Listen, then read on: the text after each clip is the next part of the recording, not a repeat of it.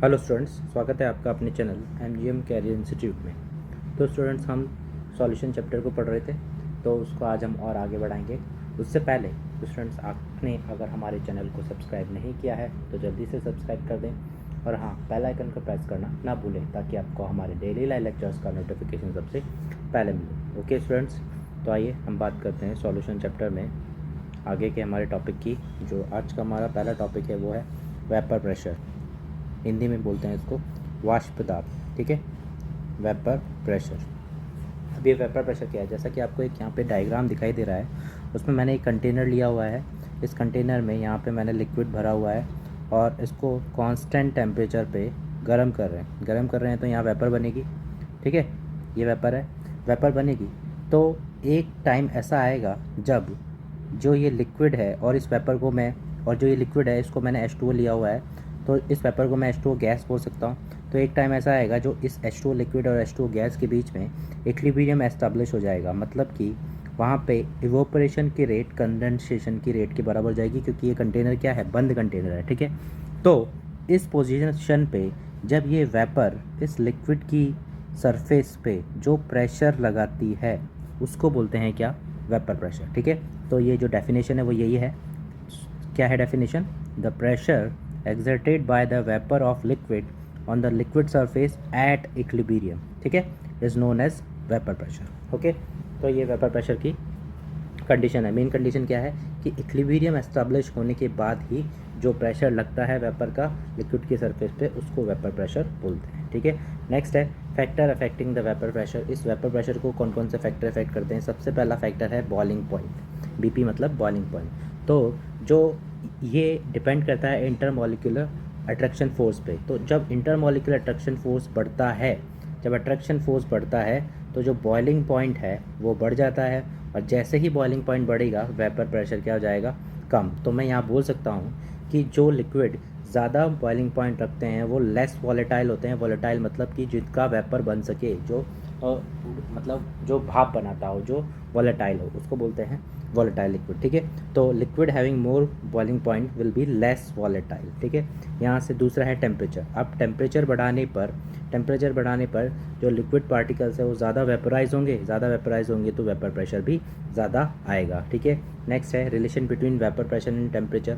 Vapour pressure और temperature के relation को देखने के लिए हमें एक ये रिलेशन पता होना चाहिए। ये क्या है? log K2 upon K1 equals to delta H upon 2.303R 1 upon T1 minus 1 upon T2। इसको हेंडरसन इक्वेशन बोलते हैं। अब हमारे पास कौन सा इक्विलिब्रियम है? H2O लिक्विड से H2O गैस। ठीक है, इसका अगर मैं Kp लिखूँ तो क्या लिखूँगा? Partial pressure of H2O gas only, क्योंकि Kp में हम गैसियस पार्टिकल्स को ही लेते हैं और यहाँ पे लिक्विड है इसलिए इसको नहीं कंसिडर करेंगे। तो पार्शियल प्रेशर ऑफ H2O, और इसी को बोल देते हैं क्या, वेपर प्रेशर। इसका मतलब Kp1 ये T1 टेम्परेचर पे होगा और Kp2 T2 टेम्परेचर पे होगा। तो Kp1 को मैं Vp1 बोल सकता हूँ और Kp2 को Vp2, और इन सब की वैल्यू को मैं यहाँ पुट कर दूंगा इसके अंदर। तो ये इक्वेशन आ जाएगी अपने पास, लॉग वेपर प्रेशर ऑफ 2 मतलब टेम्परेचर 2 पे वेपर प्रेशर अपॉन Vp1 मतलब टेम्परेचर T1 पे vapour pressure equals to delta H upon 2.303R 1 upon T1 minus 1 upon T2। तो इस इक्वेशन को अपने को डायरेक्ट यूज़ कर लेना है अगर हमारे पास इस तरह की कुछ वैल्यूज़ आती है तो। नेक्स्ट आता है इसमें addition of a non volatile solute. अब इसको समझने के लिए यहाँ पे एक डायग्राम दिया हुआ है। इसमें एक मैंने कंटेनर लिया हुआ है। इस कंटेनर में यहाँ नीचे की तरफ एक लिक्विड भरा हुआ है। वो लिक्विड कौन सा है? H2O। ठीक है, तो और थोड़ी देर बाद इसको गर्म कर रहा हूँ तो यहाँ पे गैस भी बनेगी, मतलब उसकी वेपर भी बनेगी। अब इसमें क्या करते हैं, इसमें मैं NaCl डाल देता हूँ। वो क्या होता है? नॉन वॉलेटाइल सॉल्यूट मतलब जिसका वेपर प्रेशर क्या होगा? 0। मतलब कि इसका जो P0 है वो क्या आएगा, वेपर प्रेशर बोल रहा हूँ मैं इसको, वो कितना आ जाएगा? 0 आ जाएगा। ठीक है, अब मैंने इसमें NaCl को डाला, तो NaCl को जैसे ही मैं H2O में डालूंगा तो वो किस में कन्वर्ट हो जाएगा? Na plus and Cl minus में, Na plus and Cl minus में कन्वर्ट हो जाएगा। और जब मैं इसको डालूंगा तो इसके आसपास इस तरीके से H2O पार्टिकल इसको चारों तरफ से घेर लेंगे और H2O पार्टिकल इसको भी चारों तरफ से घेर लेंगे। तो स्टूडेंट्स, यहाँ पे हो क्या रहा है, जब मैंने H2O लिक्विड और H2O गैस ये लिया था तो यहाँ पे इक्विलिब्रियम एस्टेब्लिश हो गया था। इक्विलिब्रियम का एस्टेब्लिश होने का मतलब इधर भी 100 पार्टिकल्स हो गए, इधर भी 100 पार्टिकल्स हो गए इनिशियली। ठीक है, लेकिन जब मैंने इसमें NaCl मिलाया तो NaCl मिलाने की वजह से कुछ पार्टिकल्स जो हैं Na की तरफ और कुछ पार्टिकल्स Cl माइनस की तरफ अट्रैक्ट हो गए। तो यहाँ H2O लिक्विड की जगह पे यहाँ पार्टिकल्स कम हो जाएंगे और यहाँ तो वो को वो ही रहेंगे, कुछ भी नहीं चेंज होगा। तो क्या हुआ, एडिशन ऑफ NaCl होने की वजह से जो H2O लिक्विड के पार्टिकल्स थे उसका जो उसकी जो मात्रा थी, उसका जो अमाउंट था वो कम हो गया। अब कम हो गया तो इक्विलिब्रियम डिस्टर्ब हो गया तो वो वापस वही चाहेगा, जो चीज़ कम हुई उसको बढ़ाना चाहेगा। बढ़ाने के लिए रिएक्शन कहाँ जाएगी, बैकवर्ड डायरेक्शन में। बैकवर्ड डायरेक्शन में जाएगी तो जो H2O गैस है उसकी कंसनट्रेशन डिक्रीज़ हो जाएगी। अगर H2O कंसनट्रेशन डिक्रीज़ हो गई तो ऑब्वियसली वेपर प्रेशर क्या हो जाएगा, डिक्रीज़। मतलब NaCl मतलब कि नॉन वोलेटाइल सॉल्यूट को मिलाने की वजह से वेपर प्रेशर क्या हो जाता है, डिक्रीज़ हो जाता है। ठीक है, अब इस वेपर प्रेशर को हम कैलकुलेट कैसे करेंगे, तो उसके लिए एक लॉ होता है, राउल्ट्स लॉ। वो क्या चीज़ है वो अभी हम देखते हैं। इसमें फर्स्ट कंडीशन क्या है, फर्स्ट कंडीशन है हमारी जब दो वॉलेटाइल लिक्विड्स को मिलाया जाता है, मतलब दोनों की ही वेपर बन सकती है, उनको मिलाया जाता है। तो मैंने यहाँ पे एक वॉलेटाइल लिक्विड A ले रखा है और दूसरा वॉलेटाइल लिक्विड B ले रखा है। प्योर स्टेट में इसका जो वेपर प्रेशर है उसको मैंने P0A बोला हुआ है। लिक्विड स्टेट में जो मोल फ्रैक्शन है वो XA है। ऐसा ही प्योर स्टेट में B के लिए P0B है वेपर प्रेशर, और लिक्विड स्टेट में जो मोल फ्रैक्शन है वो XP है। ठीक है, तो एट कांस्टेंट टेम्परेचर जो vapour pressure of liquid solution का होता है PA, वो किसके प्रोपोर्शनलिटी होता है, डायरेक्ट उसके मोल फ्रैक्शन के बराबर। जब अपन प्रोपोर्शनलिटी के साइन को हटाते हैं एक कांस्टेंट आता है, और वही कांस्टेंट यहाँ पे क्या है, प्योर स्टेट में वेपर प्रेशर के बराबर है। तो PA की वैल्यू हो जाएगी P0A XA के बराबर। सेम टू सेम काम किस में हो जाएगा, B में। PB की वैल्यू हो जाएगी P0B XB के बराबर। अब राउल्ट्स लॉ क्या कहता है, राउल्ट्स लॉ कहता है कि according to Raoult's law partial vapour pressure of liquid partial vapour pressure of liquid मतलब कि जो टोटल लिक्विड दोनों को मिलाने के बाद जो टोटल लिक्विड बनता है उसका पार्शियल प्रेशर उन दोनों के क्या पार्शियल प्रेशर के सम के बराबर होता है। ठीक है, तो according to Raoult's law partial vapour pressure of liquid will be the product of mole fraction of liquid in liquid state and its vapour pressure in pure form. ठीक है, इसके बराबर होता है। अब दो को मिलाऊंगा तो दोनों को ऐड करना पड़ेगा, तो यहाँ से PS इक्वल्स टू क्या आया, PA प्लस PB, और PA PB की वैल्यू यहाँ पे पुट कर दी। तो ये इक्वेशन जो आती है इसको अपन बोलते हैं राउल्ट्स लॉ की इक्वेशन। ठीक है, अब इसको आगे और सॉल्व करते हैं students. PS equals to P0A XA और P0B XB को मैं लिख सकता हूँ 1 माइनस XA, क्योंकि मोल फ्रैक्शन का सम हमेशा कितना होता है, 1 होता है। ठीक है, तो यहाँ से इसको सॉल्व किया तो ये आ जाएगा PS equals to P0B XA P0A minus P0B। यहाँ पे मैंने लिया हुआ है कि जो P0A की वैल्यू है P0B से ज़्यादा है। अब इस इक्वेशन को देख के मैं वेपर प्रेशर और मोल फ्रैक्शन में जो ग्राफ है वो बना सकता हूँ। वो ग्राफ इस तरीके का आएगा जैसा कि आपको दिखाई दे रहा है। ठीक है, ना कंडीशन टू में क्या होता है कि हमने पहले दोनों वॉलेटाइल लिक्विड लिए थे। अब मैं क्या करता हूँ, एक लिक्विड को नॉन वॉलेटाइल सॉल्यूट इसमें बना देता हूँ और उसको मिला देता हूँ। तो नॉन वॉलेटाइल सॉल्यूट सपोज उसको मैंने B ले रखा है, तो नॉन वॉलेटाइल सॉल्यूट है, इसका मतलब इसका जो P0B आएगा वो क्या, 0 आएगा। तो यहाँ इस इक्वेशन में ये वाली टर्म क्या हो जाएगी, 0 हो जाएगी। तो PS इक्वल्स टू हो जाएगा P0 solvent into X solvent. अब इसका स्टूडेंट्स बहुत कम यूज़ होता है, इसको आगे कैसे यूज़ करते हैं वो देखते हैं। X सॉल्वेंट को मैं लिख सकता हूँ 1 माइनस X ऑफ सॉल्यूट। इसको सॉल्व किया तो ये आ जाएगा P0 minus PS upon P0 into X solute. तो इसको पूरा का पूरा सॉल्व जब हम कर लेंगे तो ये हो जाएगा P0 minus PS upon P0 equals to X of solute, और इस इक्वेशन को बोलते हैं relative lowering in vapour pressure.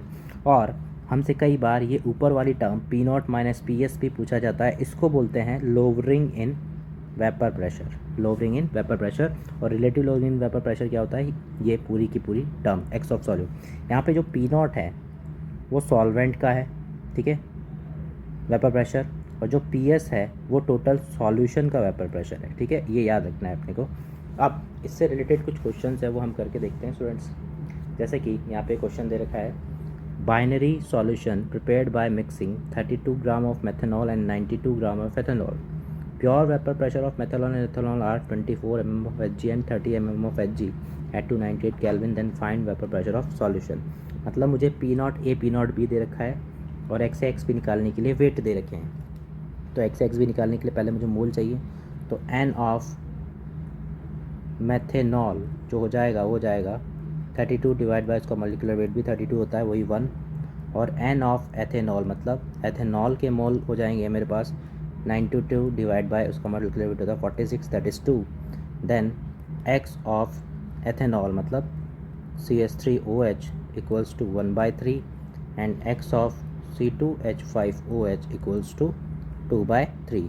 अब इक्वेशन लगाते हैं, P total equals to P not A, P not A को मैं बोल रहा हूँ ethanol, A is ethanol, B is methanol, तो P not A XA plus P naught B XB।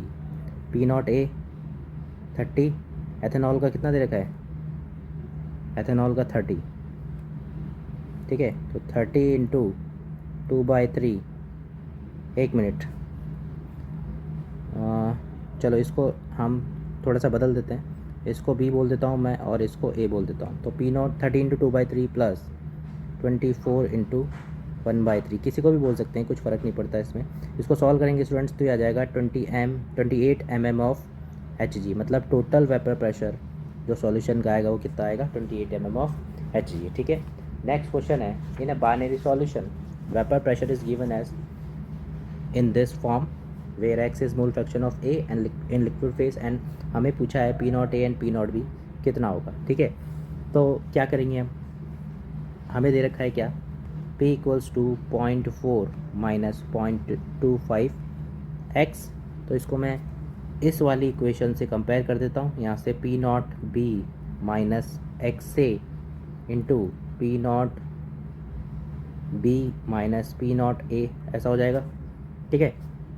तो यहाँ से P नॉट बी तो कितना आ गया 0.4 ATM, और P नॉट ए निकालने के लिए P not B minus P not A equals to 0.25, तो यहाँ से P नॉट ए कितना आ जाएगा, P not A equals to 0.15 ATM। इस तरीके से इसको सॉल्व कर लेंगे, मतलब इन दोनों इक्वेशन को मैं कंपेयर कर दूंगा, ठीक है स्टूडेंट्स। नेक्स्ट है 1 gram of non volatile solid is dissolve in 180 gram of H2O and vapour pressure of solvent reduce from 760 mm of Hg to 740 mm of Hg due to mixing find molecular weight of solid. तो इसका मतलब यहाँ पे जो P not है वो दे रखा है 760 mm ऑफ Hg सॉल्वेंट का, और जो PS है वो दे रखा है 740 mm ऑफ Hg, ठीक है, ये दे रखा है। तो बस अब क्या लगाएंगे हम, P naught minus PS upon P naught equals to x of solute, और एक्स ऑफ सॉल्यूट को मैं लिख सकता हूँ N of solute, mole fraction है ये, upon N of solute plus N of solvent, because मुझे मॉलिकुलर वेट चाहिए सॉलिड का, ठीक है, सॉल्यूट का, ठीक है। तो यहाँ पे आ जाएगा 760 माइनस 740 अपॉन 760 इक्वल्स टू 1 ग्राम दे रखा है, तो 1 upon molecular weight upon 1 upon molecular weight plus 180 ग्राम था, तो 180 डिवाइड बाय 18, तो यहाँ से इसको जब हम सॉल्व करेंगे तो मॉलिकुलर वेट निकल के आएगा 3.7 ग्राम पर मोल, ठीक है। तो इस तरीके से हम इन इक्वेशंस को यूज़ करके क्वेश्चन को सॉल्व कर सकते हैं। आई होप आपको आज का लेक्चर समझ में आ गया होगा। इसके आगे का चैप्टर हम नेक्स्ट वीडियो में कंप्लीट करेंगे। Okay students, thank you.